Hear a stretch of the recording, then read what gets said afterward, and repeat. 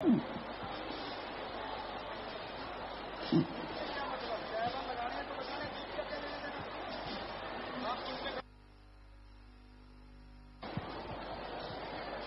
प्यारी साध संगतियों, सत्संग में जो चल के आते हैं बहुत ही भागों वाले, बहुत ही नसीबों वाले होते हैं। जो पीर फकीर के वचन सुन के अमल किया करते हैं, यकीनन उनकी झोलियां दया में रहमत से भर जाया करती हैं। सत का मतलब है सच और संग का मतलब है साथ। सत्संग, सच का साथ। हाँ बहनों, शोर ना करो। ये जो बहनें बीच में खड़ी हैं, आप जाके कहीं बैठो बेटा। ये जो बहनें बीच में कहां से आ गई? ये बहनें, सेवादार भाई जाके भेजे इनको। कहां से खड़ी हैं बहनें? ये बहनें इतनी सारी। आप बैठिए, आप जाके। आप यहां रूहानी जाम कैसे पिलाया जाएगा? आप बीच में आ गई हैं और शोर ना करें। तो सत्संग, सच का साथ, या एक मालिक परमपिता परमात्मा की चर्चा होती है, उसको सत्संग कहा जाता है। सत्संग में किसी से कोई पैसा, कोई चढ़ावा, कोई दान दक्षिणा नहीं लिया जाता। सत्संग यहां एक मालिक की बात होती है, एक मालिक की चर्चा होती है और लोगों को सिखाया जाता है कि आप कैसे परमपिता परमात्मा से जुड़ सकते हैं, कैसे अपने गम, दुख, दर्द, चिंताओं को खत्म कर सकते हैं। उसी का नाम सत्संग है। सत्संग में किसी भी तरह का कोई टैक्स अदा नहीं करना पड़ता। आप सत्संग सुनेंगे, अमल करेंगे तो जन्मों जन्मों के पाप कर्म कट जाएंगे। कई बार इंसान दुखी होता रहता है, परेशान होता रहता है, उसे समझ नहीं आती किस वजह से दुख है, किस वजह से परेशानी है।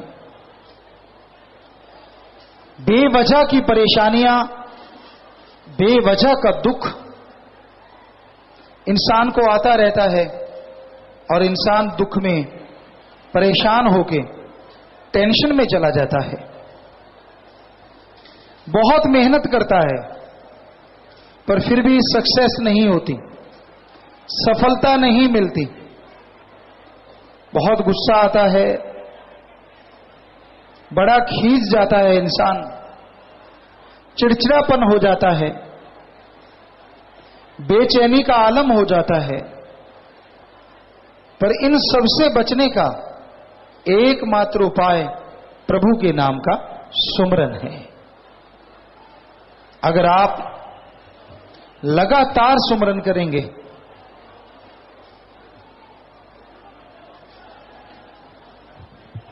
अगर आप लगातार प्रभु के ध्यान में बैठेंगे तो यकीनन आपके ऊपर मालिक की कृपा दृष्टि मूसलाधार बरसेगी।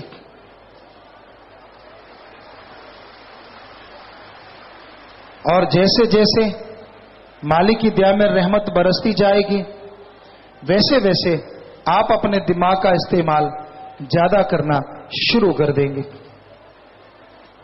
और जब दिमाग का इस्तेमाल ज्यादा होगा, जो दिमाग में आपके प्रॉब्लम का सॉल्यूशन पहले नहीं मिल रहा था, दिमाग की सोचने की शक्ति बढ़ने से वो सॉल्यूशन आपको मिल जाएगा और आप टोटली टेंशन फ्री हो जाएंगे।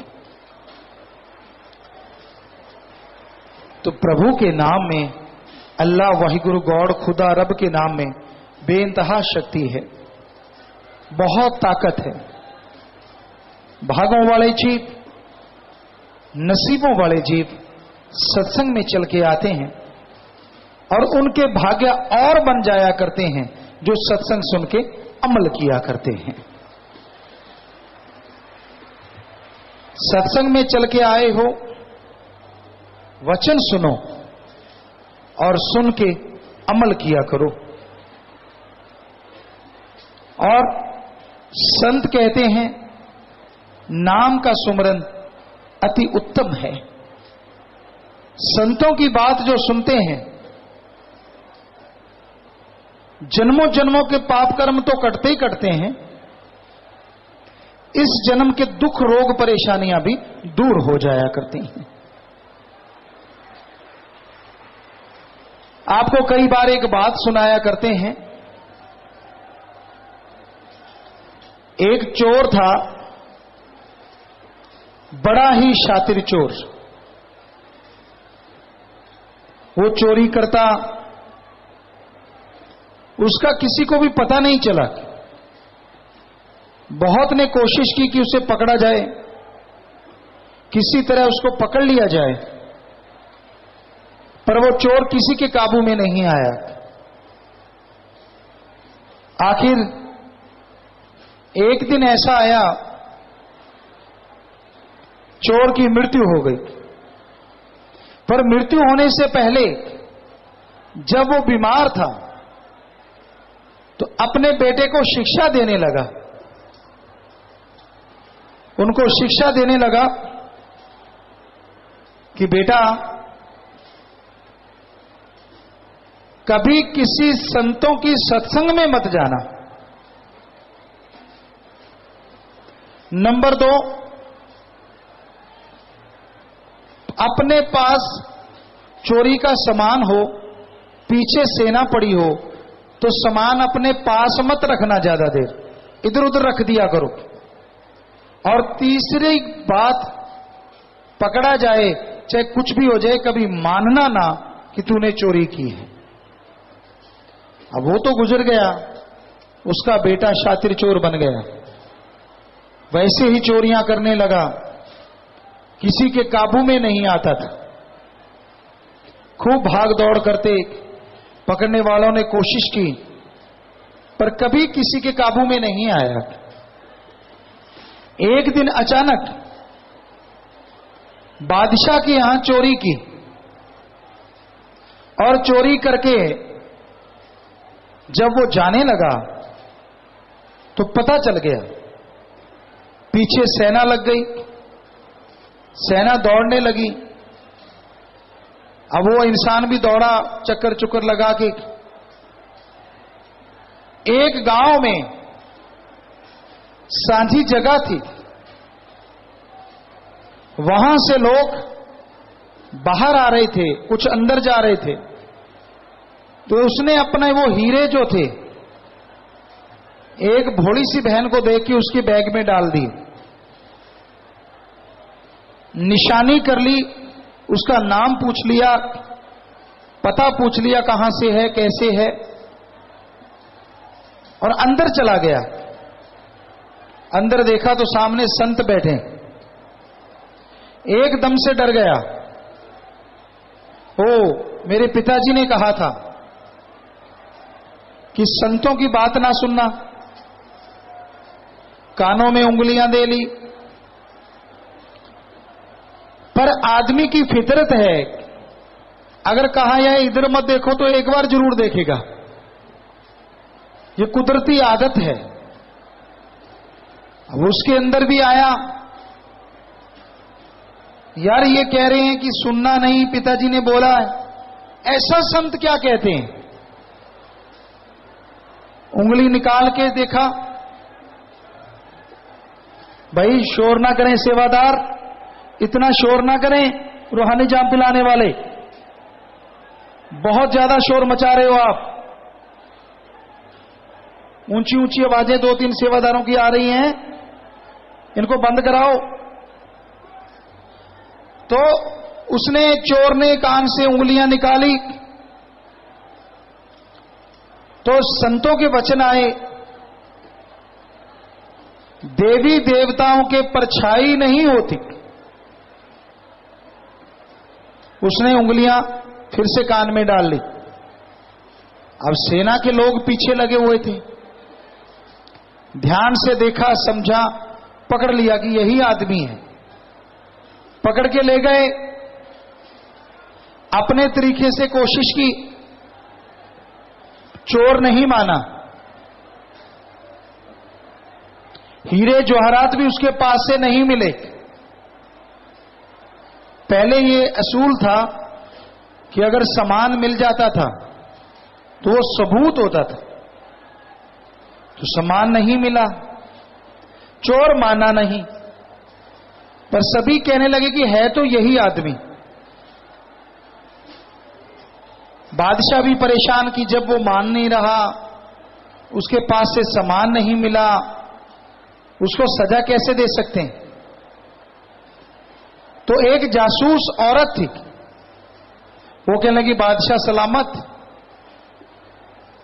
मैं मना सकती हूं इनको, पर जैसे मैं कहूं वैसे मेरा साथ दे पहरेदार। बादशाह कहने लगा ठीक है। उस औरत ने माता का रूप धारण कर लिया। रात को 2 हाथ नकली लगा लिए और चोर खड़ा है 3-4 दरवाजों के पीछे। जैसे वो माता रूपी औरत आई, पहला दरवाजा खुल गया और पहरेदार गिर गए, दूसरा भी खुला, पहरेदार गिर गए, चारों दरवाजे खुल गए। चोर की आंखों में आंसू आ गए। ओ, माता दर्शन देने आई है, मैं धन्य हो गया। रोने लगा, जार जार मां, मेरे जैसे पापी को भी आपने दर्शन दिए। मां कहने लगी बेटा फिक्र ना कर, तू परेशान है इसलिए मैं दर्शन देने आई हूं, पर सच्ची सच्ची बात बताना, क्या तूने चोरी की या नहीं की। मुझे तो पता है सारा, मैं सर्वज्ञाता हूं, पर तेरे मुंह से सुनना चाहती हूं। अब चोर ने सोचा मां आई है और बड़ा सुनहरी मौका है अपने पाप बख्शवाने का। अभी वो कुछ बोलने ही लगा था, अचानक परछाई की तरफ निगाह चली गई और संतों के वचन याद आ गए, देवी देवताओं के परछाई नहीं होती। क्या लगा, ओ ये तो देवी नहीं है, ये तो कोई ठग है जो मुझे छलने आया है। चोर शातिर तो था ही, फौरन चेंज हो गया अंदर ही अंदर और उस औरत के चरणों पे गिर गया। ओ मां, मैं तुझे बहुत प्यार करता हूं, बस मेरी जिंदगी तेरे पे कुर्बान है। मैं सच बोलता हूं, चोरी मैं तो नाम से ही परहेज करता हूं, चोरी करना तो दूर की बात। बदल गया, जार जार रोने लगा, मुझे बहुत पिटाई हो रही है, बहुत तकलीफ हो रही है मां, मुझे बाहर निकालो। वो औरत कहने लगी बेटा फिक्र मत कर, 1 घंटे में बाहर होगा। वो जासूस राजा के पास गई, कहने लगी हे राजन, ये चोर नहीं है। कहने लगा कैसे। औरत ने सारी बात बताई कि ऐसे ऐसे वो रोने लगा, ऐसे ऐसे। बादशाह भी मान गया कि भाई ये तो देवी मां को मानते हैं। उसको छोड़ दिया गया। अब चोर भागा कि वो संत कहां हैं। और कई दिन हो गए थे, संत किसी और गांव में चले गए। चोर उधर को भागा, उस गांव में पहुंचा और संतों के चरणों पे गिर गया। हे संत, हे महाराज, मुझे माफ कर दो। मेरे पिता ने कहा था कि संतों की बात मत सुनना, मैंने नहीं सुनी, पर आपकी एक बात सुनी कि देवी देवताओं की परछाई नहीं होती, उसी वजह से मेरी फांसी, मेरी सूली कट गई। अगर मैं पूरी बात सुनता, पता नहीं मुझे क्या मिल जाता। हे दयालु संत, मुझे माफ कर दो, हे मुझ पे कृपा करो। संत पीर फकीर दयालु होते हैं। उन्होंने कहा ठीक है बेटा, गुरु मंत्र नाम दिया कि नाम ले लो, सुमरन करो, जन्मों जन्मों के पाप कट जाएंगे, आवागमन से आजाद हो जाओगे, भगवान की कृपा दृष्टि आप पे बरसेगी। सो प्यारी साथ संगत जियो, सत्संग तो 2-4 मिनट की काफी होती है, जीव अगर सुन ले, सुन के अमल कर ले तो जन्मों जन्मों के पाप कर्म कट जाया करते हैं। और ना अमल करे तो चाहे कितनी देर सुने, उसका फल तो मिलना है जितनी देर आप सत्संग में बैठे हैं, पर वो नजारा नहीं मिलेगा जो कि